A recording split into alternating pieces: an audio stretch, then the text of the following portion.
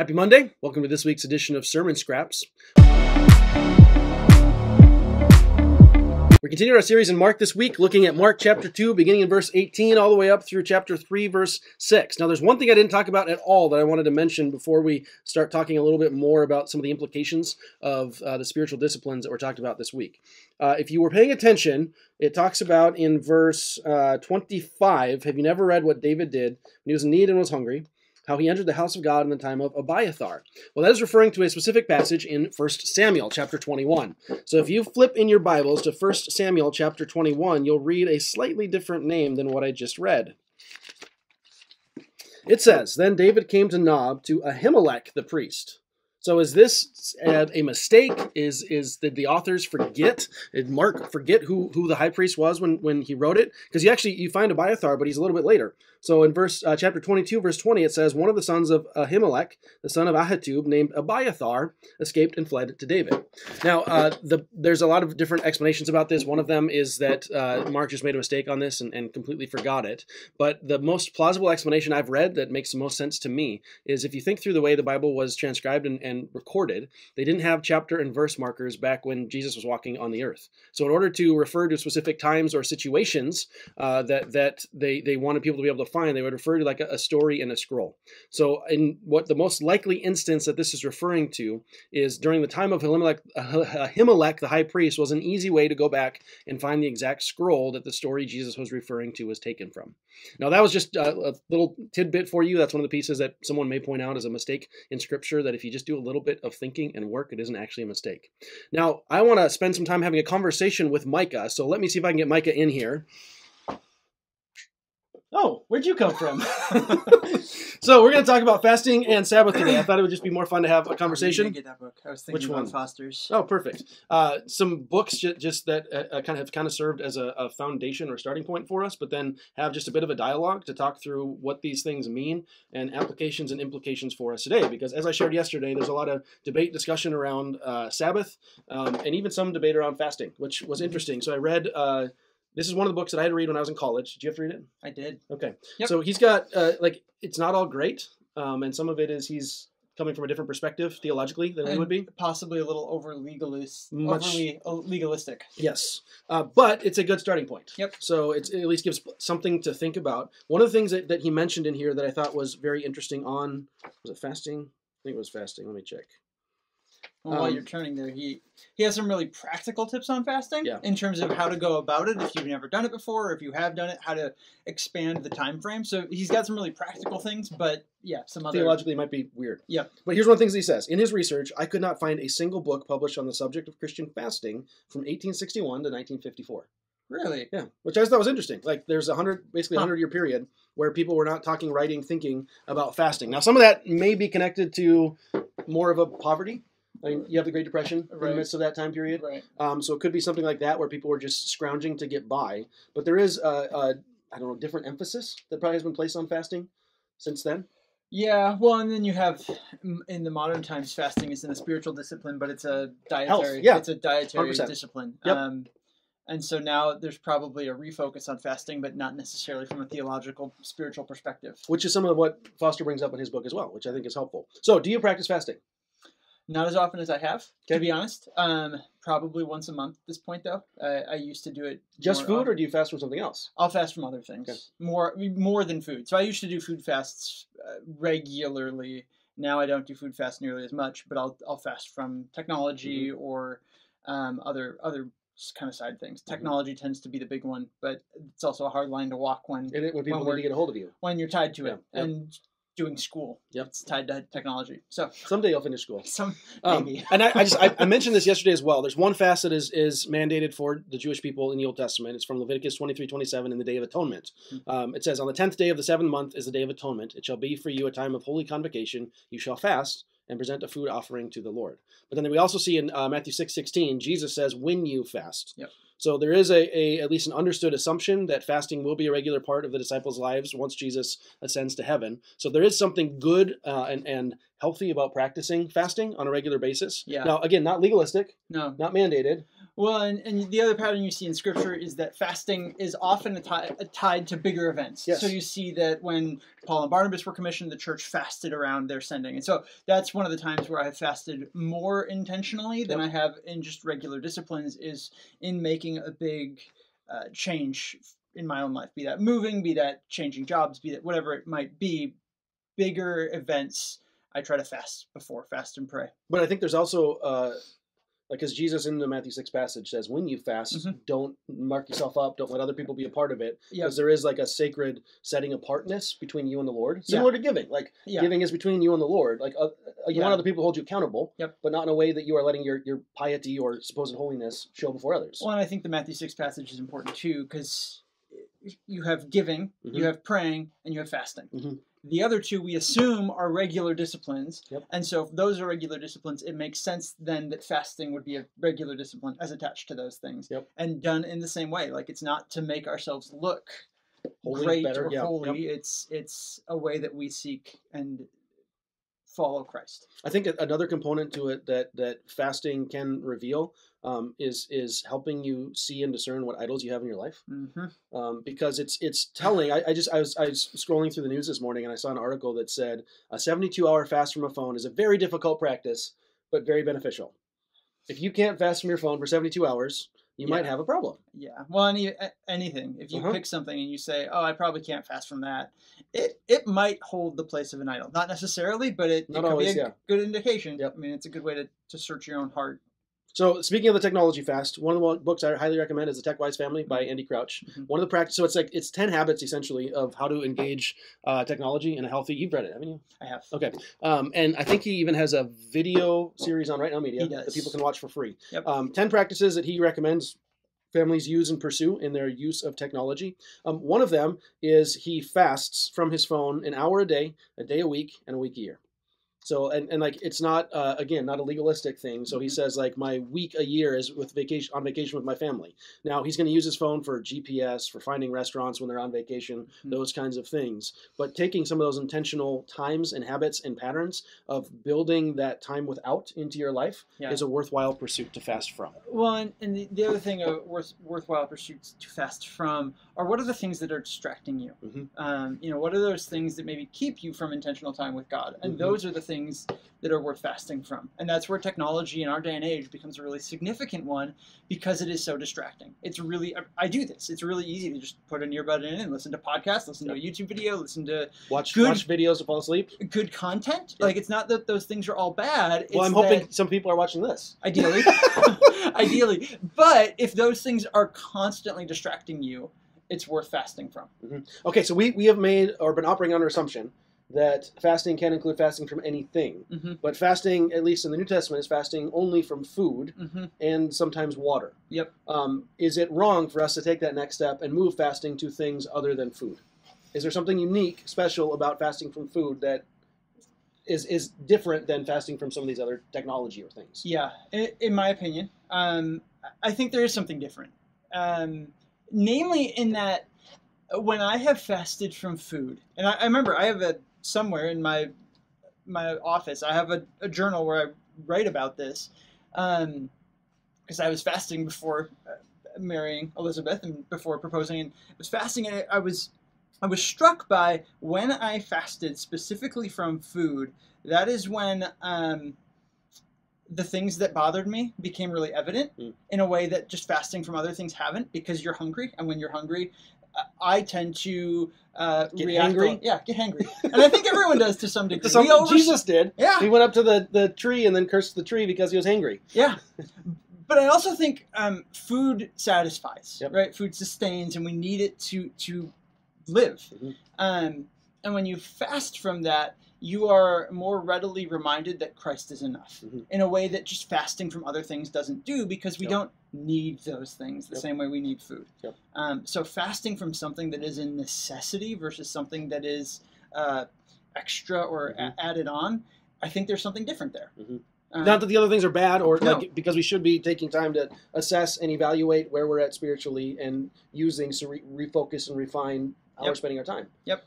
Okay, so that's fasting. If you have more questions, feel free You to reach out didn't to give your us. perspective though. Well, no, I agree. I think there's something unique about food, and like I felt similarly. Like when you feel those hunger pains, and some of it is generally fasting is meant to be wedded to prayer. Yeah. So like you are setting time aside to refocus and Seek God intentionally. yeah. For similar to Micah, it's moving, marriage, job transition. So like, and even as you read through Scripture, you brought up the example of Paul and missionary journeys. The Old Testament had times where they would intentionally seek the face of the Lord together and practice a fast communally, which at some point we as a church may need to do. If we've got like major budget things that we're walking through, or we're having like ministry opportunities come up that we're not prepared for, that's a great time to call for a communal fast together. We did that previous church when we were pursuing a building project. We set aside 40 days to pray and fast. I mean, not fast for 40 days, but during the 40 days, we fasted. The midst of that. Yes. Yep. Okay, so that's thoughts on fasting. We're going to move to Sabbath, which a couple of books that I don't know if you've read these. I have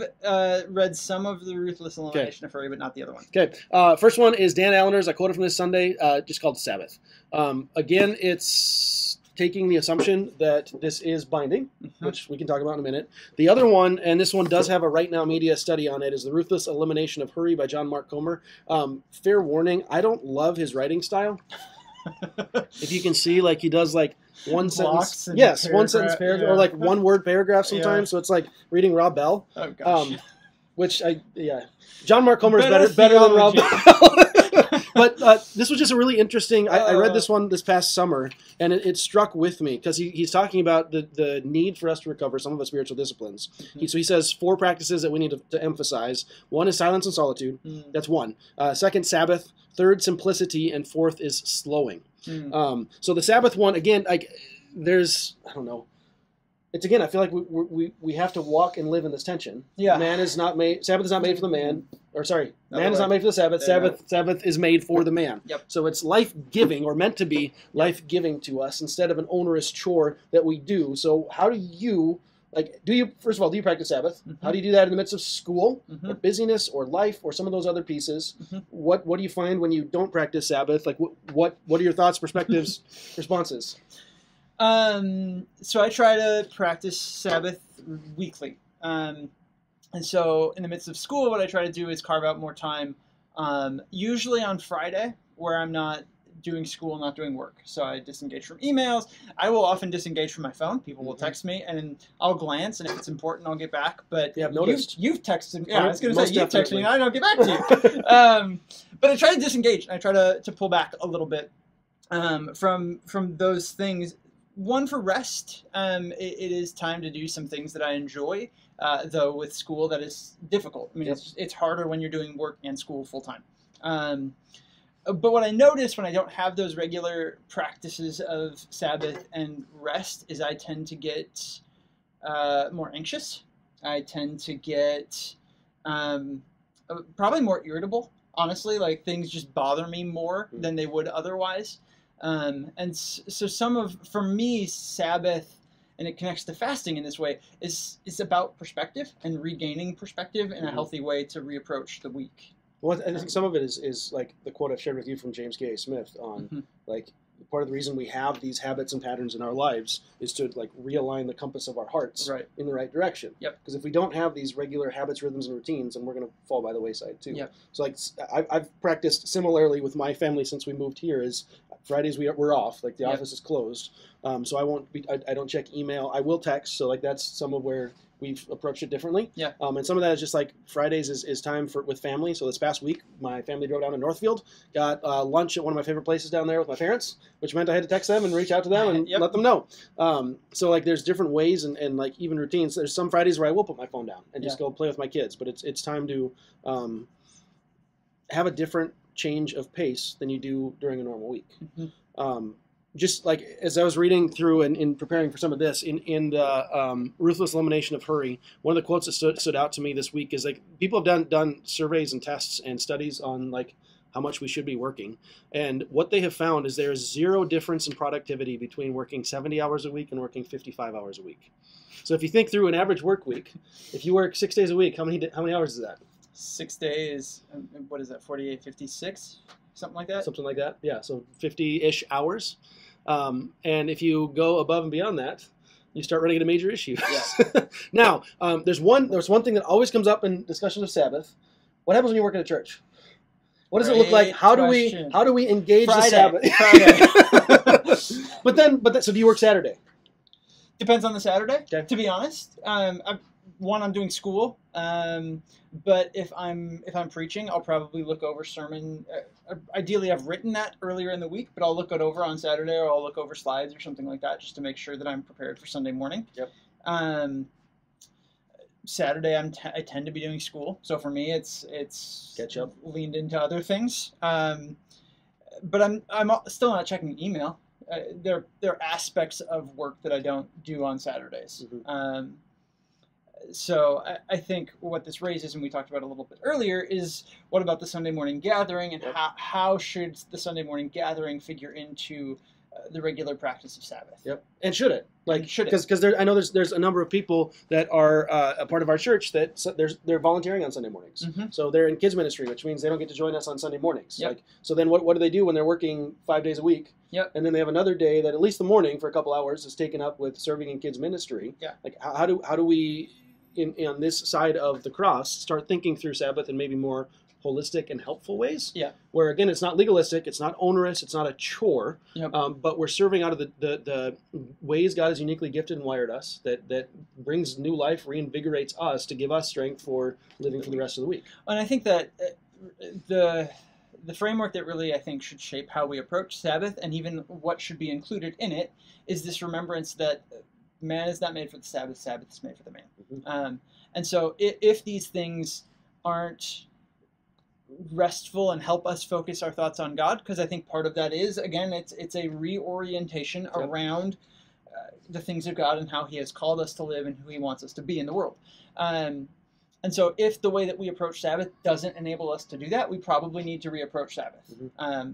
Not as a legalistic thing, but as a God has given this for the good of our own hearts and souls. And if it's not doing that, we're probably approaching it wrong. Mm-hmm.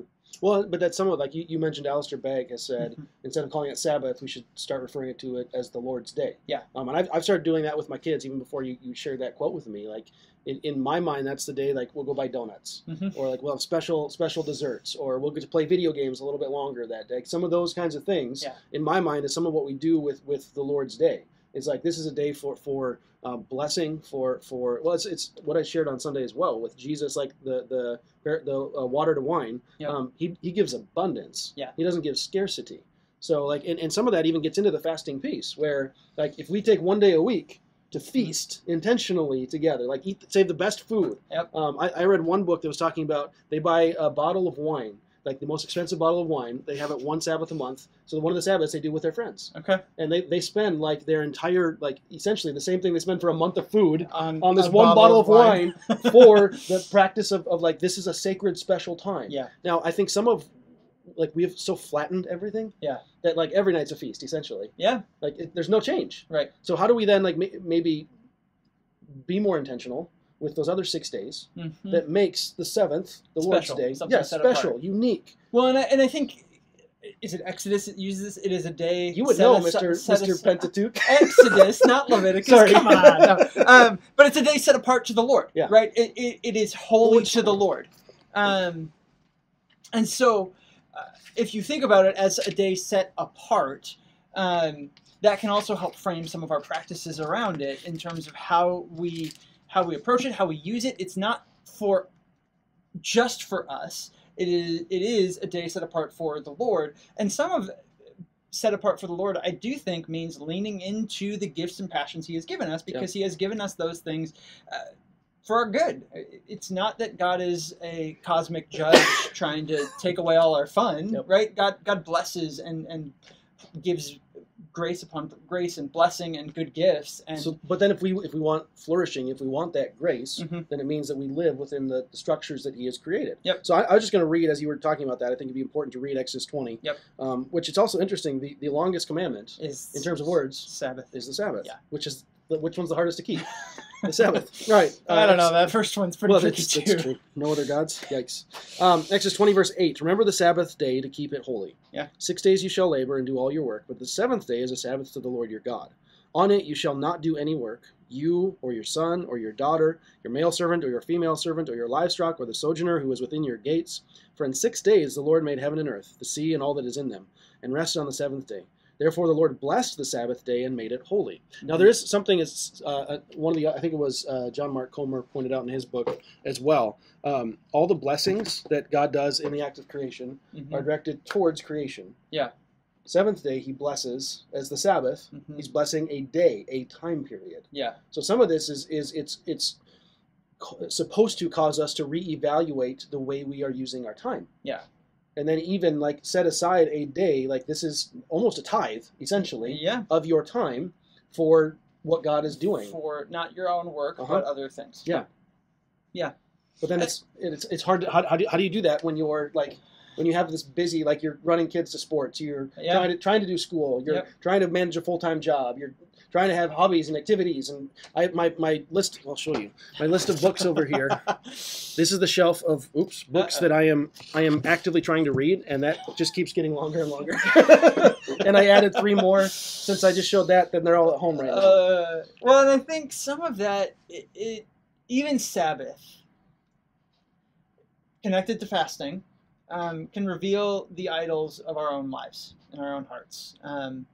Because if we can't Sabbath because we're too busy, we've probably taken on more than we're supposed to. Yep. And they're not all bad things, but how we balance those things becomes really important. And sometimes balancing those things requires sacrifice. Holding things in tension again. Absolutely. But sometimes to get to that tension, you have to sacrifice. Yeah. Because I think we can fall off the tension in making Sabbath too legalistic, but we can fall off the other side and not practice it at all because of how busy we are. So to hold things in tension well does mean to sometimes means sacrificing things that are good things, but we need to lay them aside so that we can practice Sabbath, as opposed to the not practicing, not sacrificing, so we only practice Sabbath. So legalistically approaching the Sabbath, we need to hold those things in tension. Well, I think there's another element too, like the seasons of life are going to affect this as well. So when you're a student, it's going to look different than when you're no longer a student. When you're a parent, when you have kids, you had a foster kid living with you, I'm assuming Sabbath looked very different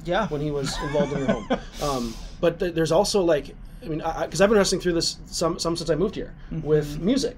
I love music. Like I've been playing music since I was 6 years old. We grew up singing in my house. I don't have the time to pour into music right now like I did when I was a music pastor. It's my full-time job. I even had someone text me about this recently. Like they saw me playing piano on the live stream and they're like, "Man, you love doing that." I was like, "I do, and I don't get to do that enough."